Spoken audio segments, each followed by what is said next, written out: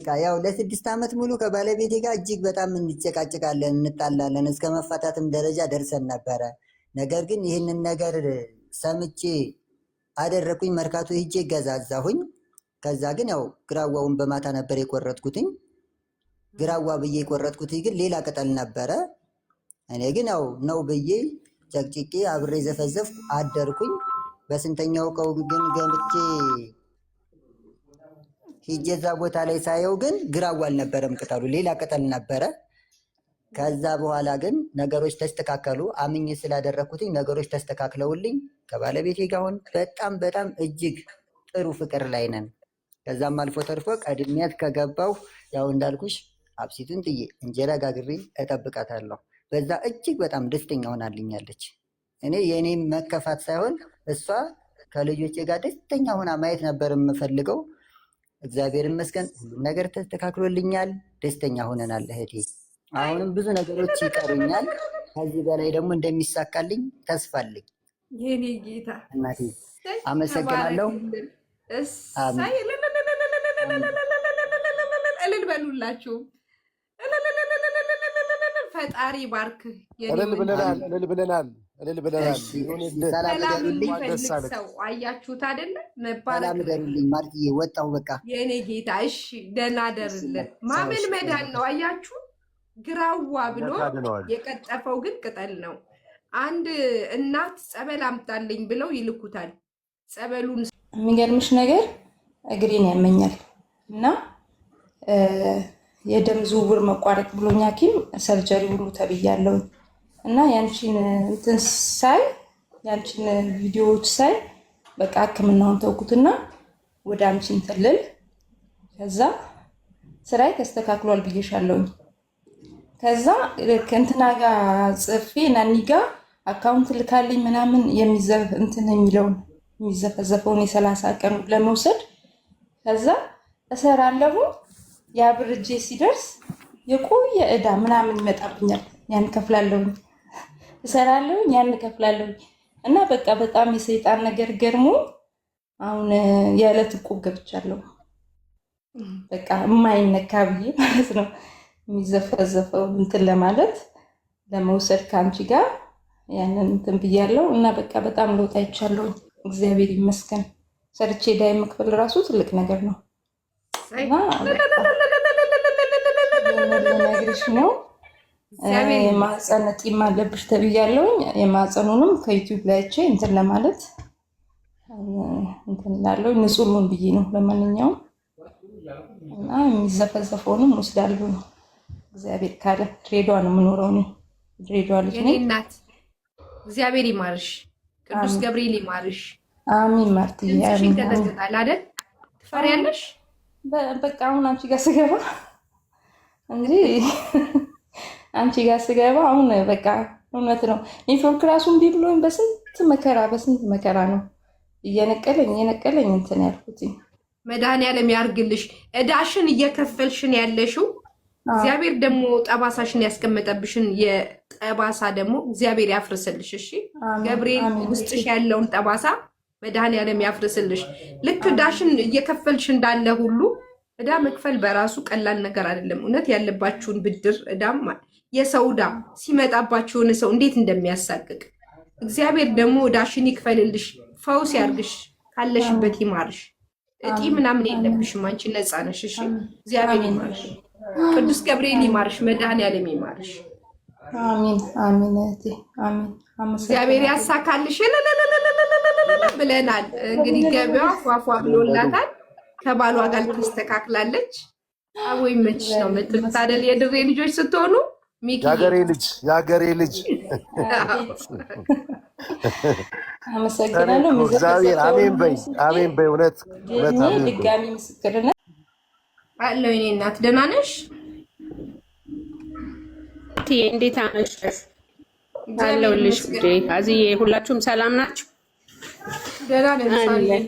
እንዴት ነሽ? ቅድምም ገብተን አስወጣን እነዚህ ሰይጣኖች እየገቡ አለንልሽ ማርትዬ። እግዚአብሔር ይመስገን። እግዚአብሔር ይመስገን። ምንቀኛ ያብዛልን ነው። ምንቀኛ ሲበዛ እኛም እየበዛን ነው የምንሄደው። አንፈራም። ሐቀኛና ውሸታም እኮ ፈጣሪ ያውቃል አይደል እንዴ? ስለዚህ እኛም ፈራም ወደ ኋላ አንልም። ወደ ራሴ ልግባና ወደ ምስክርነቴ። ማርትዬ በጣም ደስ ብሎኛል። መጀመሪያ የሚረጫጨውን አደረግኩና ወንድሜ ትንሽ ያመዋል፣ ቤት ያስቸግረናል ምናምንና እሱን ስንረጫጭ በቃ ወደ ሳምንት 2 ሳምንት ሰላሜን አገኘሁ። ወላ የምን እንባ የምን መረበሽ ሰላማችንን አገኘን። ግን ልክ እሱን መርጨት ሲጀምር እኔ በጣም ሆዴን ያመኛል፣ ሽንት ቤት ያመላልሰኛል ለ2 ቀን እና ራስ ምታት ኃይለኛ በቃ መነሳት የማልፈልግበት በቃ ጭንቅላቴ ማለት ነው። ከዛ ዝም ብዬ ወደ 14 ቀን ዝም ብዬ ሁሌም እረጫለሁኝ። የሚዘፈዘፈውንም ዘፍዝፌ 17 ቀኑ ነው። የመጀመሪያም ቀን አየሁ ከፍቼ ቡኒ ነበረ። በትላንት የገብርኤል ደማስ ከፍተው በጣም ጥላሸት ነው። ግን በቃ ታሪክ ታውቂያለሽ፣ በጣም ደስ የሚል በህይወትሽ የሚያስደስትሽ ብዙ ነገር ተደረገልኝ።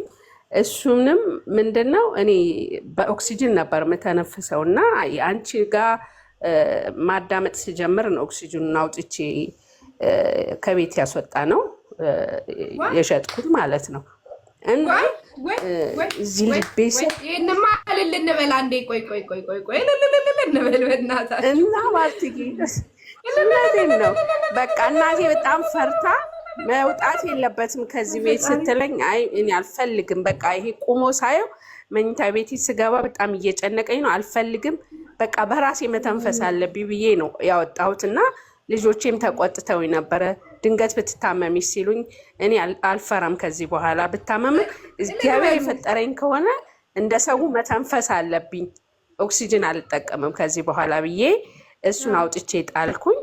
ከዛ ግማሽ ጎኔ ግማሽ እግሬ ያዘኝ ማለት ነው። አልሸነፍም ብዬ ዝም ብዬ እረጭ ባለው ነገር ሁሉ የምትሳተፊ ልክ እንደ አንድ ቤተሰብ ሆነሽ ከቤተሰብ በላይ እንግዲህ አንቺን ተስፋ አድርጋለሁ። በአጠቃላይ ኑሪልኝ። ማን ነው መድኃኒት ጨምሮ ያልተከፈለበት መድኃኒት ጨምሮ የሚሰድ ማን ነው? እህቴ ሳታውቂኝ ምን እንደሆንኩ ሳታውቂኝ እና አመሰግናለሁ። ኑሪልኝ። ሌላ እድሜሽን ብቻ እደውልልሻለሁ። እንኳን ደስ አለሽ። እንኳን አብሮ ደስ አለሽ። እሺ እኔ በጣም ደስ ብሎኛል። ከዚህ በላይ ደስታ የለም። ሁሌም ደስ ይበልሽ፣ ሳቂልኝ። እሺ አታልቅሺ። እንባሽ ለሴጣን ይሁን፣ ለአንቺም አይበጅ ያልቅስ፣ ለአንቺም አይሆን ይከፋ። የልጅሽ ነገር ደግሞ ለመድኃኒዓለም እንሰጠዋለን። እሺ አይዞሽ እህትዬ ኑሪልኝ። አታልቅሺ። ጽፍልሻለሁ። እሺ በጣም ስለምወድሽ ነው። የሚሳሳ ሰው የለም። እንደዛ ስለሆነ ነው። እና ደህና ደሪልኝ። እሺ እሺ እህትዬ ሰላም ሁኚልኝ። እሺ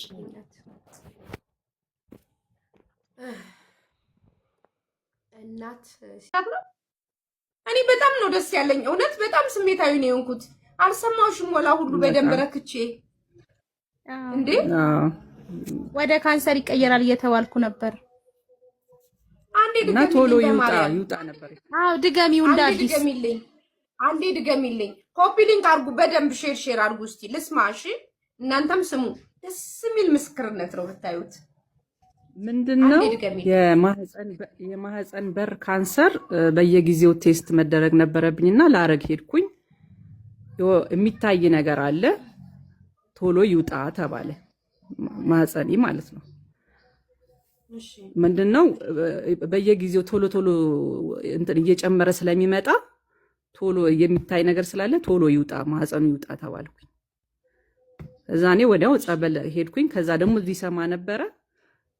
በቃ ይሄንን ከርቤና ሸብ ታጠንኩት። ልክ እንደ ወይባ ይሄ ወንበር ቀድጄ ወንበር ስር አስቀምጬ ከሰል ንጹህ ከሰል አድርጌ ሸብና ከርቤ ንጹህ ከርቤ አድርጌ በቃ ረጅም ሰዓት እዛ ላይ ይቀመጣለሁ። ግሪን ክፍት አድርጌ በደንብ ወደ ውስጤ እንዲገባ ማለት ነው።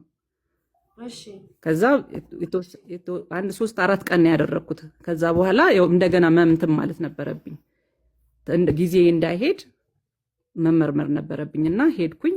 ስመረመር አንድ ጊዜ አንድ ቦታ አይደለም 2 ቦታ ነው የተመረመርኩት እና ምንም ነገር የለም። በቃ ንጹህ ነው፣ ምንም ነገር የለም። ያ የመረመረኝ ሰውዬ ነው እንደገና የመረመረኝ። ይሄማ ያስቆም ነበር። እልል በልልኝ ገብርኤል እውነት ነው።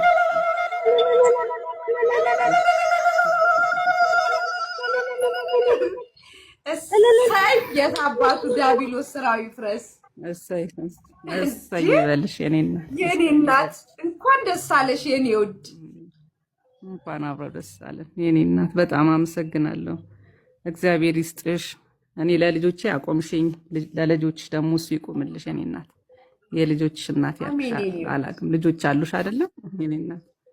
አዎ አራልኝ እኔ ውይ ሲያመን እኮ የራሳችን አይደለም ልጆች ጋር አለ። ቶሎ ይውጣ ተባለ። ማህፀኔ ማለት ነው። ቶሎ የሚታይ ነገር ስላለ ቶሎ ይውጣ፣ ማህፀኑ ይውጣ ተባልኩኝ።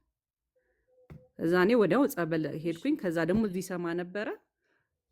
በቃ ይሄንን ከርቤና ሸብ ታጠንኩት። ልክ እንደ ወይባ ይሄ ወንበር ቀድጄ ወንበር ስር አስቀምጬ ከሰል ንጹህ ከሰል አድርጌ ሸብና ከርቤ ንጹህ ከርቤ አድርጌ በቃ ረጅም ሰዓት እዛ ላይ እቀመጣለሁ። ግሪን ክፍት አድርጌ በደንብ ወደ ውስጤ እንዲገባ ማለት ነው የተመረመርኩት እና ምንም ነገር የለም። በቃ ንጹህ ነው፣ ምንም ነገር የለም። ያ የመረመረኝ ሰውዬ ነው እንደገና የመረመረኝ። ይሄማ ያስቆም ነበር። እልል በልልኝ ገብርኤል እውነት ነው፣ እውነት ነው።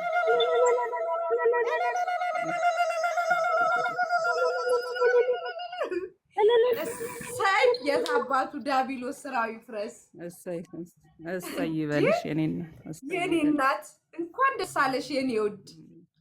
እንኳን አብረው ደስ አለን የኔ እናት። በጣም አመሰግናለሁ። እግዚአብሔር ይስጥሽ። እኔ ለልጆቼ አቆምሽኝ፣ ለልጆችሽ ደግሞ እሱ ይቆምልኝ።